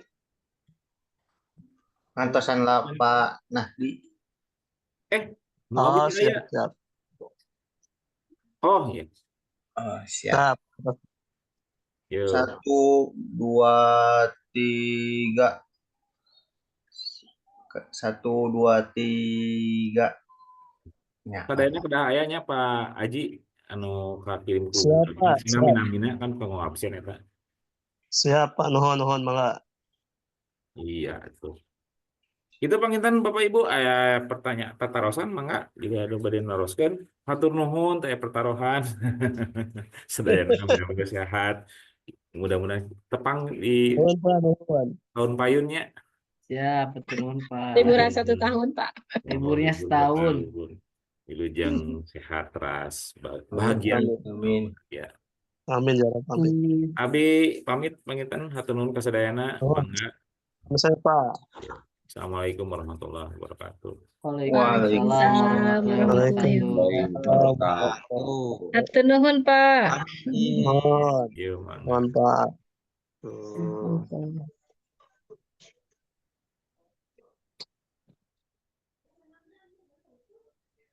Rupiah. Oke. Irfan, kumaha Pak Irfan? Bu Siti. Nuhun. Ya Bu Panji sok lah. Pak Panji menisae fotona Aduh, pesan wallpaperna. Pak Panji mah nuju liburan di Hawaii ya. itu curiga iya teh di Pangandaran ya teh. Di Iya. Laut Biru, di Hotel Laut Biru. Ayo Pak Diki, iya tos siap Pak Diki. Olahnya Persib. Ayo etikaf. Persib. Biasa dari PS itu mah. Orang etikap. PS payah mah. Mana Pak Irfan senang ngajakan main PS. Oh, hayu, siap. Tadi teh nu nikah teh Neng Sipa nu nikah teh. Mohon, Sifat terima kasih. kolom-kolomnya. Sarang Prof. Yusman. Tidak terduga itu namanya. Saya nu dongkap dateng ngancam. Teh Sipa bade dinyanyakeun naon ke ku Abi? Mirasan kita teh apa Pak? Nyanyi Denda biru. kehilangan cenah. Denda biru. Bahasa Korea. Pak Panji. Pak Panji ke bari ngalaguna ieu pan terlambat sudah. Jangan pen atuh tuh. Pak Repi di Talegong. Di Talegong, Bu. Ieu Persib heula. Ini nama. Ayo versi Aman di hiji Pak Lutfi. Aman itu hiji aman. Sipa tanggal sabaraha tah Januari 25 Bun, insya Allah. 25 Anu kedua kalina Pak eta Bu. terus tamat kuliah. Nyebut kedua kali dah. Pak Diki yang ngeber.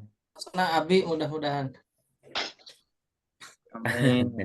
Amin. Amin, Pak Panji, amin. Amin. Sing tarik Pak Repi amina. Amin. A plus. Sing panjang genep harokat Pak Repi.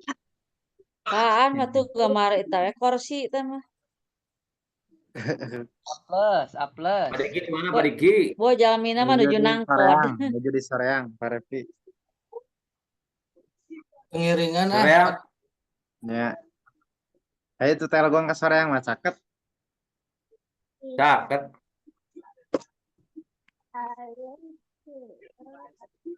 Ayo atunya. Mangga. Pas balubar. Bubar. Bubar Pak Yoga. Bubar ya. Ayo mah main PS-eun we. Mana? Ayo tuh ka dieu. Tuh. Wah, nya. Yang saha eta teh? Beli rawe data ya rencang. Bari PS2 eta mah. Mohon. Enggak pergi di dia ninggal. Itu jam papa. Neng. Rang meser heula PS4 na Pak Diki. Nya atuh meser heula. Ayo atuh sok diantos tuh dia. Oke, pemirsa saya ku abi di ieu Siap lah. di Ajakan Dede. sama Pak Diki. Nya, Mau belajar Panji main mah PS. komentator. Ari teh jumteng anu saha teh? Busi Pak gitu, kemana nu gaduh nama teh aya. Tapi terus aya nih. Iya jika nama di eta Dialihkeun. host Hostna nih. dialihkeun. Hah? Ka Pak Repi hostna dialihkeun. Lah, Oh, nah aku jadi host itu. Pak Repi berarti kalau main Pak Repi. Kok Panji sana kata kangen ke Pak Repi. Aduh. Oh atuh kemana wae Kemarin kayak rencang joget sih Pak. Enak sejarah ke musikanya alah yang kuliah tereh beres ya. Sabaraha kur tilu pertemuan deui. Tilu pertemuan deui. Terus kita mau Surat orang cinta masing-masing dibalas, Pak Panji. Repi. Jarang pernah. Boleh bimbingan-bimbingannya unggul ke kampus deh. Surat cinta terus dibalas Pak Repi. Acan Pak euy. Ieu pensiun di KPU Mas teh ieu jadi ada susut euy. Pak Repi mah kene proyek. Jadi geus beres Pak Panji. David. beres Pak Panji Beres. kumaha? Bade nyusun teh iraha. hayu derkeun teh anjing oge hayu Pak Panji naon judul? Repi bantuan lah ya kami ya Naon judulna? Pak Repi. Kuantitatif Pak Repi Pak Yoga tah. Terus beres. Nah, Pak Yoga master nama Pak Yoga mah geus beres. Pak Diki nu teh mah. Pak Pak Diki Yoga mah mah Masih dalam pertengahan Januari geus MPD Pak Yoga mah. mepet. Beres Pak Yoga mah geus tinggal sidang. Sok lah Pak Yoga. Pak Repi bimbingan ke mana? Ke Bandung atau sacan? Atus eta kueser acan ieu kamari teh da karek nanda tangan revisian abi mah kamari teh. karek Revisi ngeureuy UP. deui. Asa tempat semangat gitu pas can nanda tangankeun eta mah euy asa aya nu ngaganyel kamari tanda tangankeun rada aya semangat deui. Nya atuh. Sok atuh gara digaskeun Pak Repi ah. Berik Pak Yoga.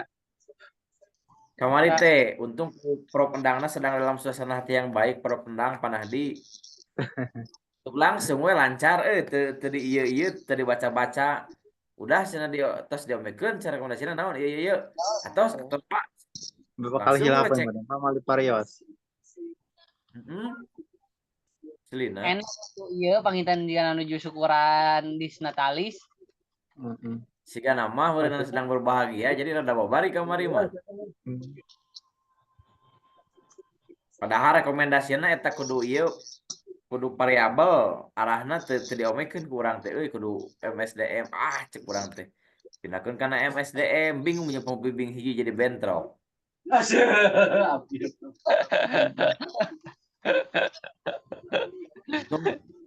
Dipariksa eta na mah dipariksa mah deg-degan kamari Tos we anu ieu we anu pinyataeun lah.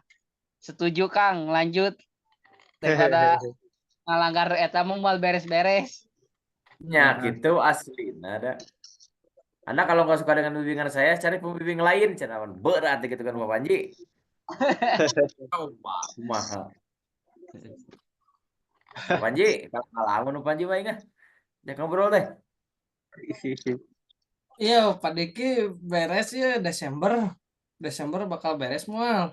Beres. Pokoknya mah kan Desember teh sabaraha minggu deui? 10 hari deui. Iya. Ya seminggu deui maksudna. Selama libur sekolah Pak Panji beres we.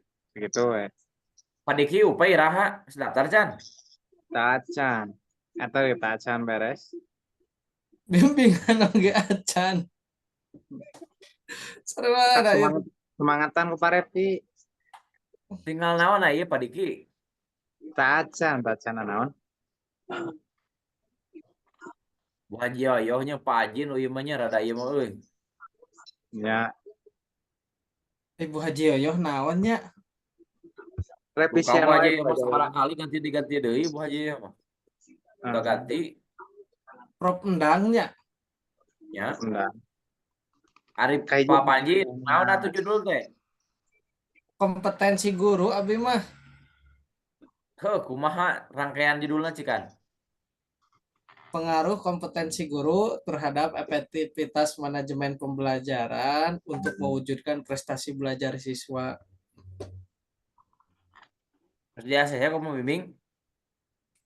Can dia can bimbingan acan.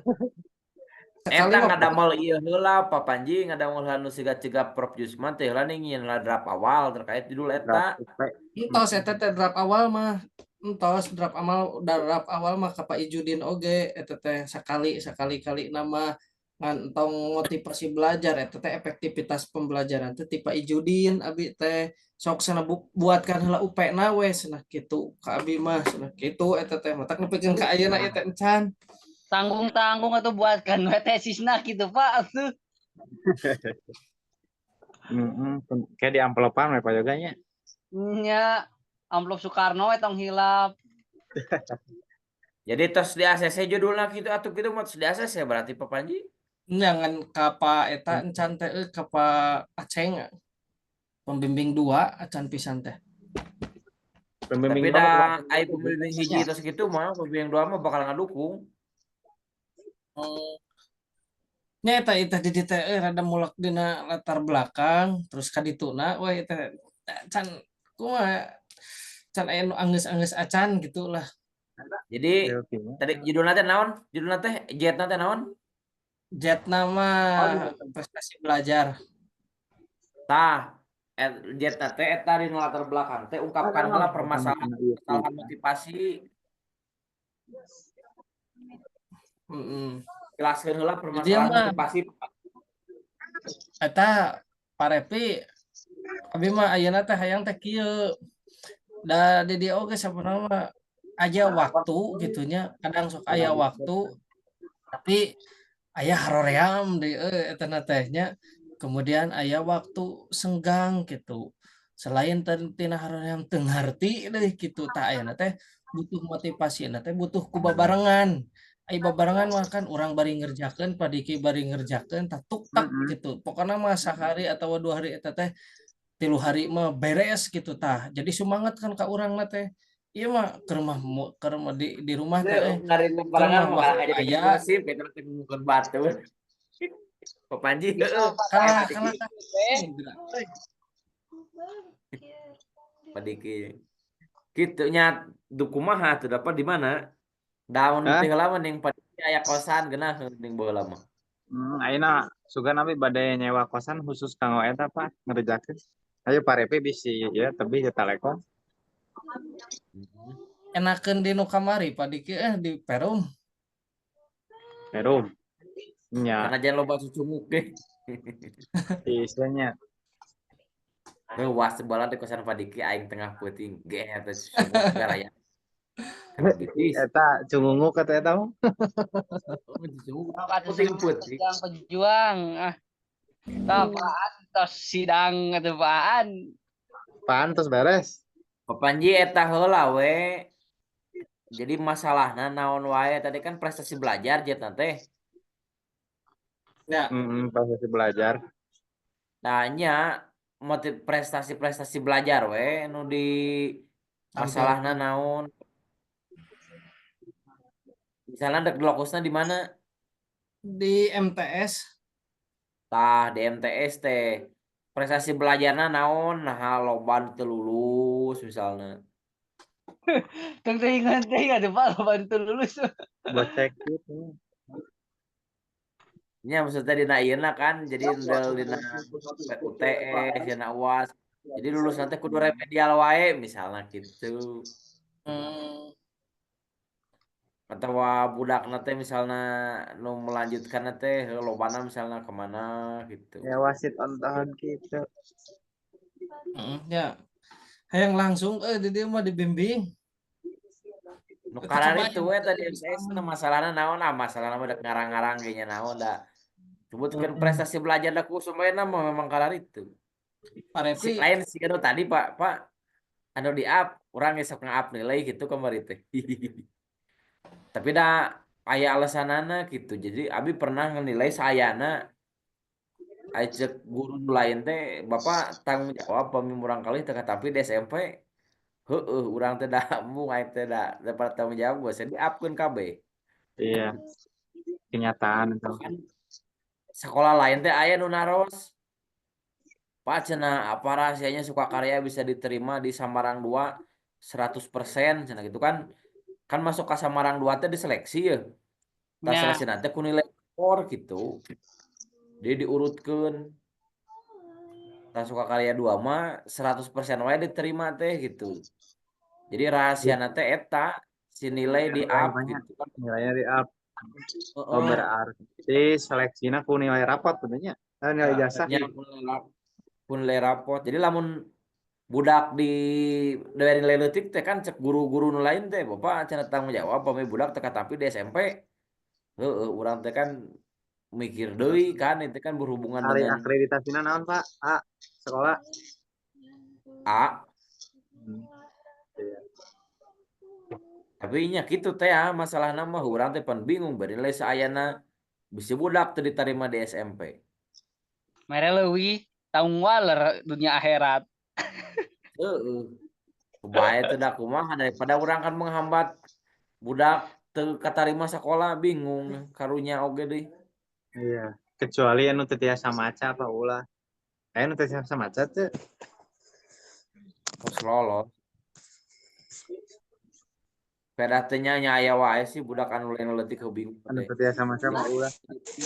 Budak teh khawatir mau bisa ke SMP. Siap. Cuk. Dina kalapa. Mohon tadi. Nah, apaan udah sidang? Apaan kok rosokan mereka mana apaan? Abi nurunkeun lah keusik ya teh. Waduh. Anjir, getol gue lupus kesik puting-puting. Oke, badai ngadamel IKN. Eh, Oh, untuk siapa? Pindah ke Pak Bobo Ayo, kayak cuman. mah. Bapak Nurunkan Kenjeng. ke sik. Pak Panji, siap Pak Panji orang nurunkan ke sik no. Untuk Memang ketalpaan produktivitas namun Naik mobilnya aduh ya. Hujan Pak Alah. Panji. Kartu Pak.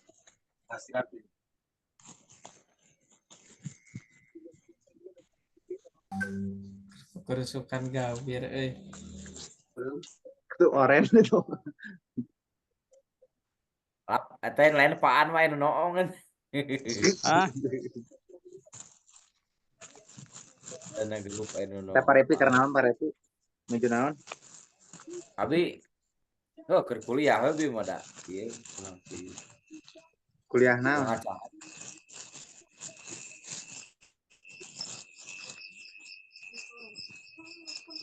kuliah jodoh.